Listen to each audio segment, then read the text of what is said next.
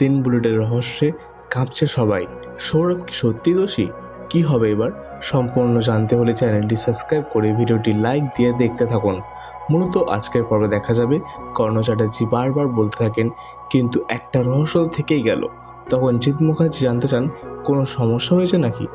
তখন কর্ণ জানান তটিনী ফোন করে জানতে চাইছিল ওদের মুদিখানা বিল, টিউশন ফিস তিনি মিটিয়ে দিয়েছেন কিনা।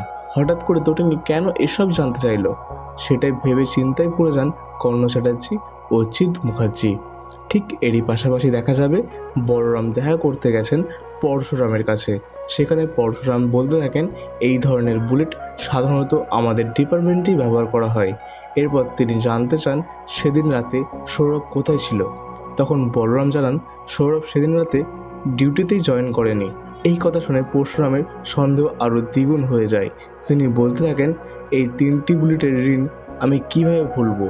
এরপর পরশুরাম বলরামকে স্পষ্টভাবে বলেন সৌরভের রিভলভার যেভাবে হোক উদ্ধার করতে হবে, কারণ সব কিছু যেন মিলছে না। আর এই রহস্যের উত্তর লুকিয়ে রয়েছে সেই রিভলভারের মধ্যেই। এরই মাঝে আবেগপ্রবণ হয়ে পরশুরাম বলতে থাকেন তিনি তার পরিবার আর বাচ্চাদের খুব মিস করছেন। ঠিক তখনই বলরাম প্রশ্ন করেন তোকে বাঁচালো কে? পরশুরাম উত্তর দেন শীতল। তখন বলরাম পাল্টা প্রশ্ন করেন শীতল জানলো কিভাবে তোকে জলে ফেলে দেওয়া হয়েছিল? আর তোকে যারা জলে ফেলেছিল তাদের নাম শীতলকে বলতে বল। তো বন্ধুরা, সৌরভের সাথে কি হতে চলেছে আপনাদের কি মনে হয় তা কমেন্টের মাধ্যমে জানাবেন।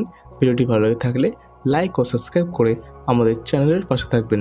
দেখা হচ্ছে পরবর্তী একটি এপিসোডে।